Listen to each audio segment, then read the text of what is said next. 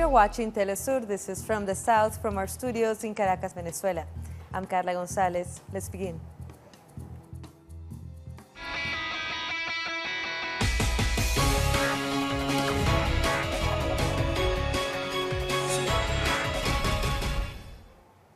Let's start with Brazil, as it is days away from its elections. Religious groups have protested against presidential candidate Jair Bolsonaro. They have gathered in Sao Paulo to reject what they say is violence and threats promoted by the far-right candidate. They have marched chanting, "Love yes, not him." They fear an administration headed by Bolsonaro will be moved by hate. In the name of God, who we will live in the name of Christ, who we will follow, to ask that love overcome hate, because we believe that this candidate that today, unfortunately, is at the head of the polls, is being moved by hate. And the right-wing candidate has said his opponent, Fernando Haddad, can only win the presidency with an electoral fraud. Bolsonaro's comments came after Vox Populi released a survey that showed the gap between him and Haddad has narrowed down to 5 points. Meanwhile, Haddad has met with the head of the Organization of American States mission, who is in Brazil for the election. They have discussed fraud and concerns over the spread of fake news during the campaign season. Haddad once again rejected his opponent's comments inciting violence. Two candidates with diverging proposals for the education sectors. So what are their ideas for education in Brazil?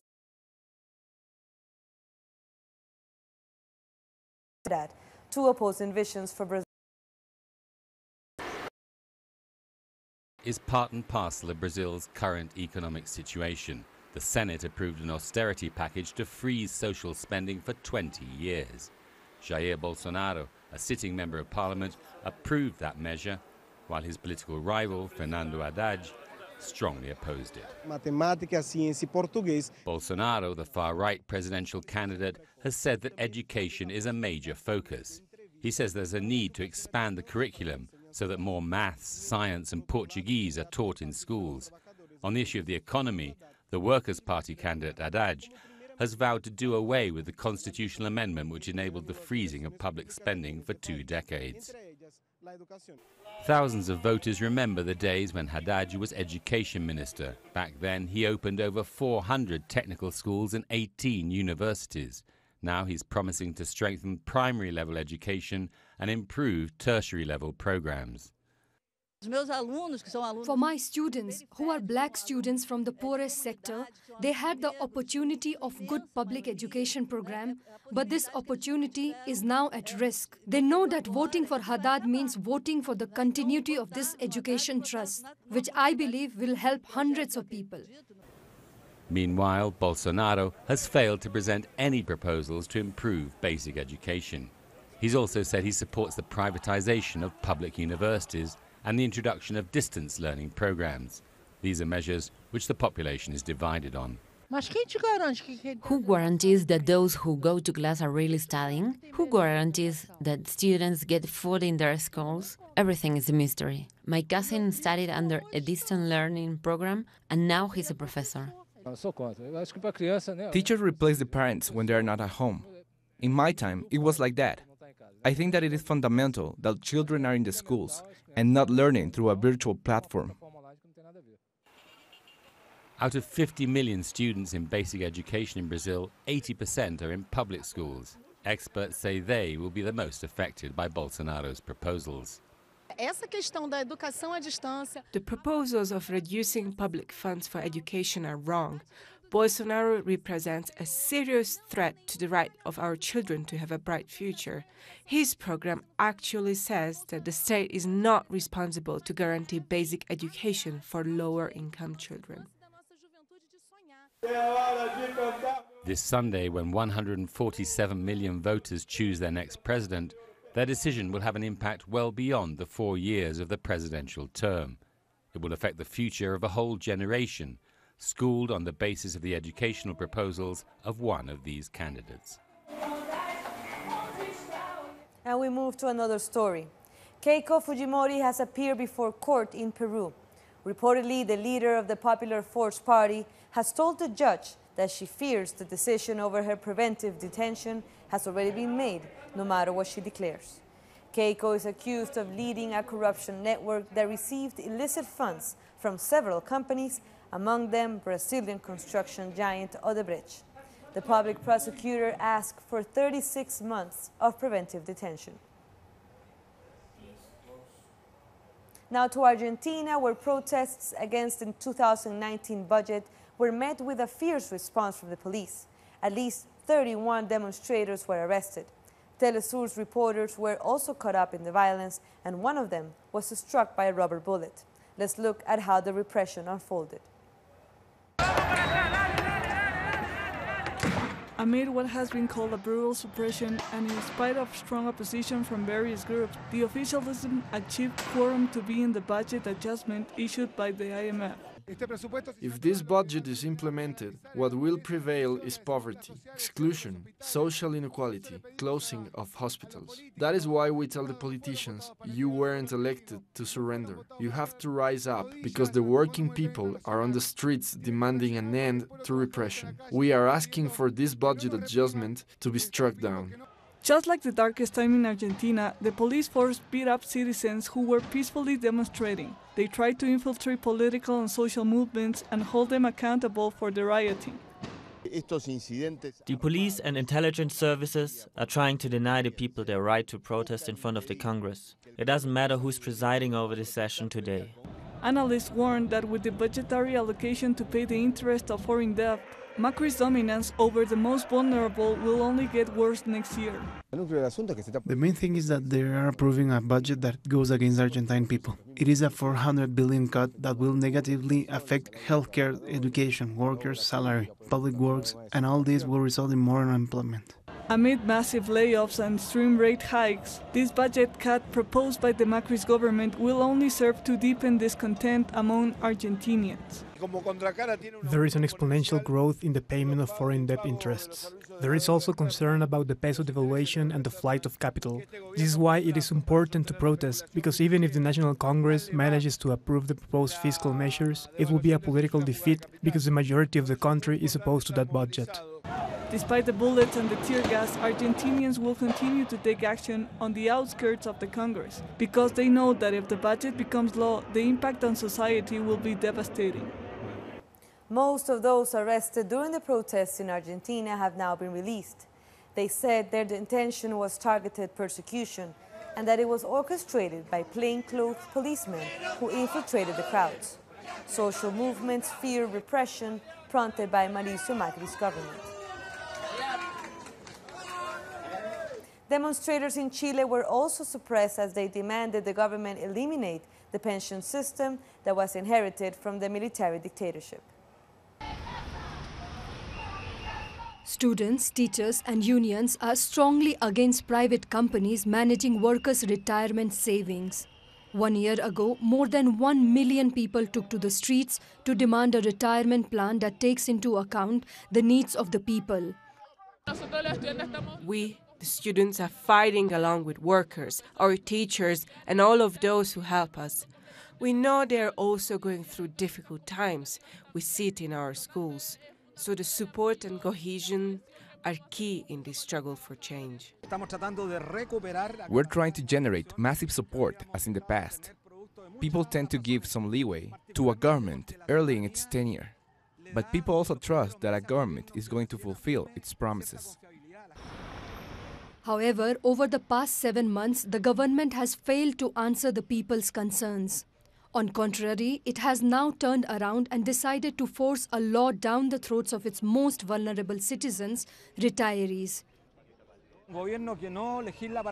This government does not legislate for citizens, but for banks and markets. That is the big problem. We are regular workers who generate wealth. We are not lazy people. Investment funds and social parasites are the bad guys. These private companies, known as pension fund administrators, which invest in market stocks, have taken the money of Chilean people. In the end, it's big business that stands to benefit, not the pensioners. We need a fair pension system for our elderly. Old people will not have added misery, but we also need a system for us and our sons and daughters. This pension system was put in place in 1981 by the dictatorship of Augusto Pinochet. The plan is the brainchild of José Piñera. A fraudulent study says we have one of the 8 best retirement plans in the world, but that's a lie. You can see it's a lie when old people have to work beyond 60, 70, 80 years old. We have an alternative proposal, a shared system with a 3-way contribution. That is a solidarity system. Luis Messina was one of the protest leaders who was arrested by police. Government has not made any statement regarding the detention of about a dozen demonstrators. We'll be back with more stories, but you can follow us on Twitter at Telesur English and my personal account at Carla G. Telesur. We'll be back.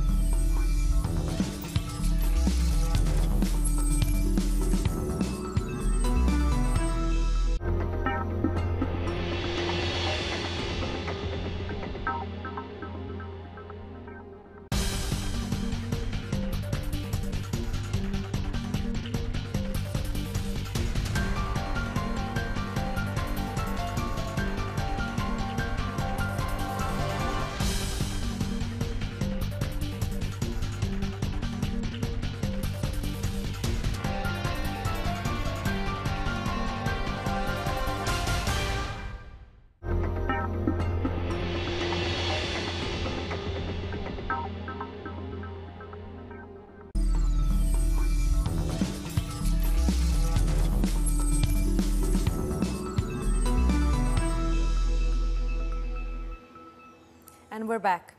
United States President Donald Trump will send the army to the border with Mexico as the migrant caravan is getting closer. On Twitter, Trump described the situation as a national emergency. He has confirmed he will send 800 military men to the border.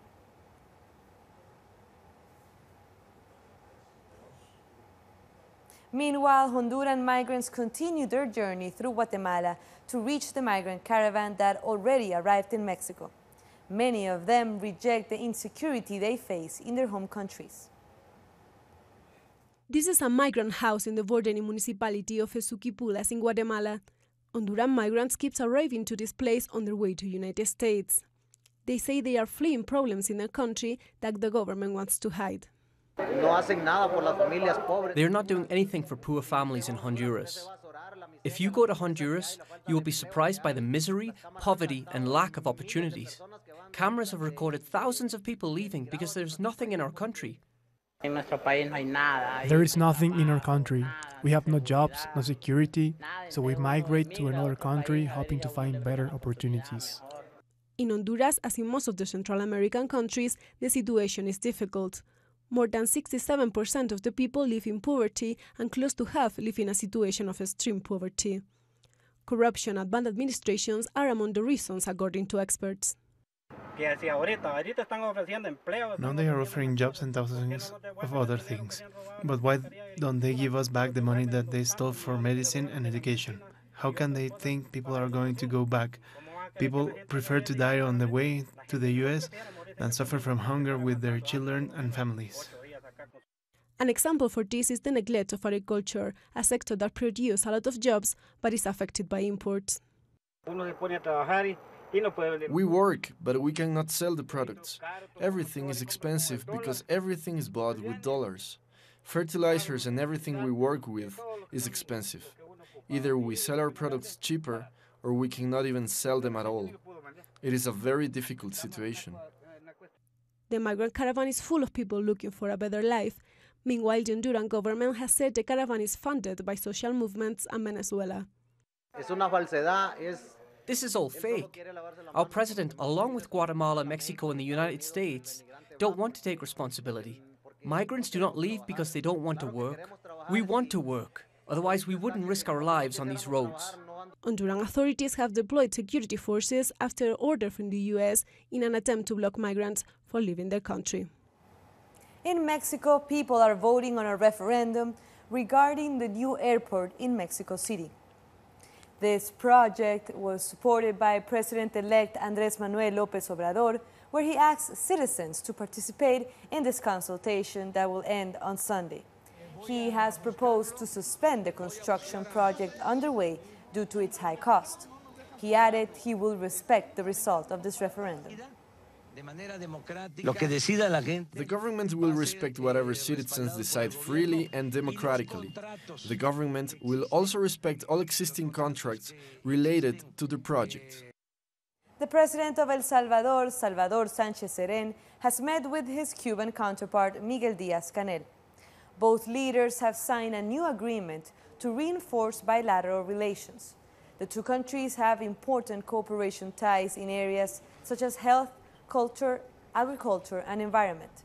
Cuba also collaborates with a successful literacy program in El Salvador.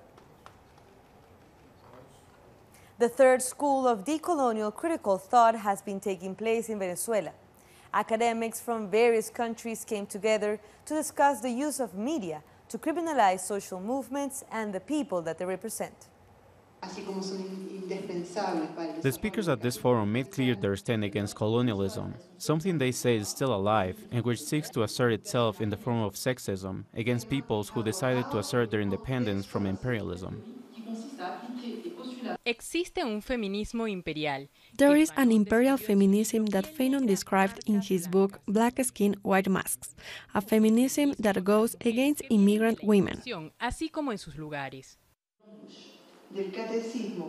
According to them, colonial domination should have no place in today's world.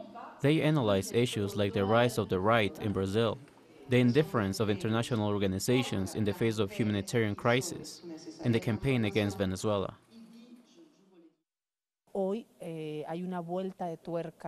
Today there is a turning of the screw against Latin America, which is seen in some geopolitical areas as the enemy.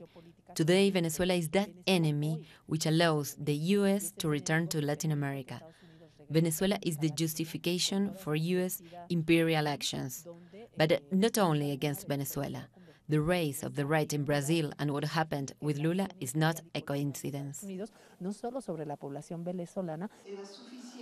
The participants agreed to defend Venezuelan sovereignty from international interference. It's obvious that there is a media war where they pretend to smear the struggles in Venezuela and in other Latin American countries. For this forum, political harassment and economic blockade are the strategies of the international right against the progress of democracy and decolonization that some South American nations are seeking. The lower house in Uruguay has approved an employment bill for people with disabilities. The bill was passed by the Senate last week. It seeks to include thousands of Uruguayans in the labor market. After months of discussion in social and political organizations, the employment bill for people with disabilities has been finally approved. It seeks to incorporate people with disabilities into the labor market. In Uruguay, there are more than 500,000 people with disabilities. 80% of them are unemployed, and 50% live in the poorest households of our country. After analysing these facts, we understand the importance of this bill to give them a helping hand. It isn't charity to these people who are a crucial part of society. The law says that any private company that has 25 or more permanent employees should reserve a quota of 4% for people with disabilities. But even with the advances in the bill, there are still modifications to be discussed in the next few months. The next thing is to work on modifications to deal with parents of children with disabilities. This is a very important and fundamental aspect. The effort that parents make to take care of their children with disabilities is huge, and therefore should have a differentiation with regards to the days of license payment in labour and work area. The trade union movement has recognized the advancement with this new law, but it criticizes some of the changes brought in the bill, especially about the limitation put on the number of applicants. We didn't have anything for people with disabilities before, and now we have an employment bill for people with disabilities. Some of the things we are asking for have been dropped in the bill, but we will continue fighting for them. The bill was passed in the House by a large majority. It will now be referred to the President for his approval, after which it will be enforced. Continue watching Telesur. We'll return after this short break.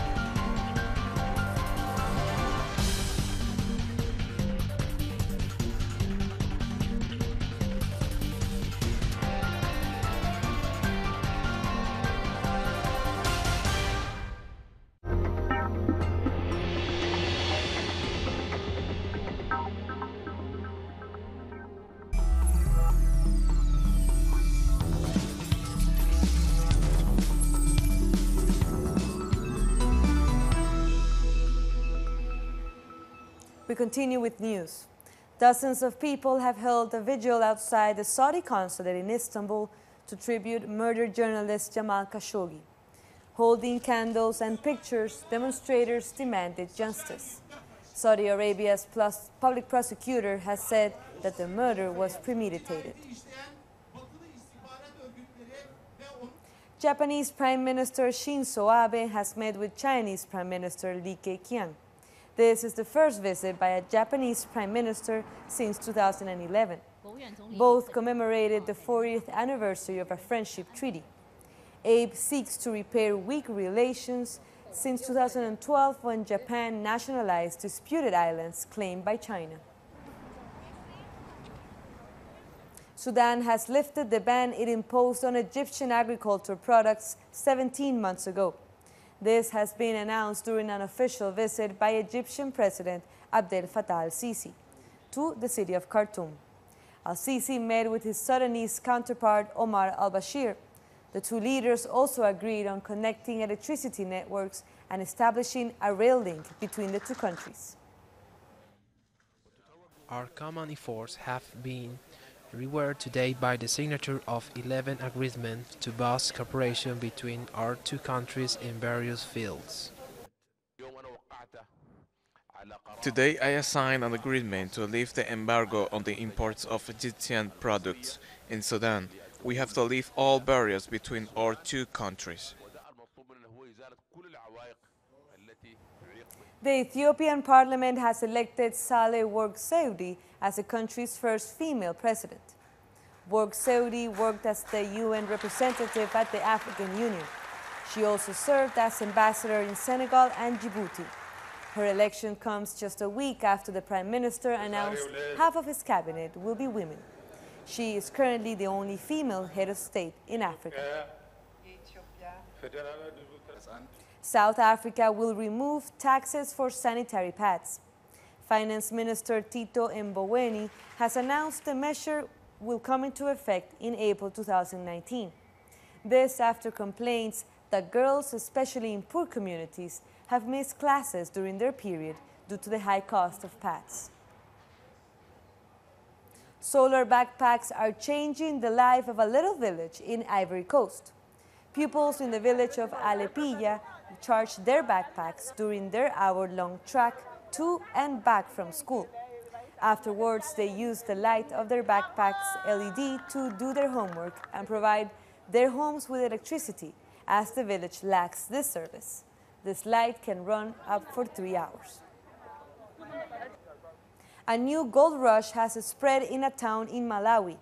Thousands of prospectors are searching for gold in the town of Nathenje, where miners, most of them women, dig in hopes of getting some gold to transform their lives. According to locals, traders from neighboring countries have been paying up to $34 a gram for the gold. An exhibition in Morocco's capital Rabat is bringing together the work of 3 pioneers of the so-called spontaneous artistic expression. The exhibition, Journey to the Sources of Art, presents Moroccan painters Chaibi Atalal, Fatima Hassan El Farouche, and Radia Bent Hussein. Their pieces are also recognized for showing the emancipation of women through art. With that, we come to the end of this news brief. But as you know, this and other stories, you can find them on our website at telesurtv.net/English. So be sure to check it out and stay updated with the news. Be sure to also follow us on social media. I'm Carla Gonzalez, and until next time, thank you for watching Telesur, connecting the Global South.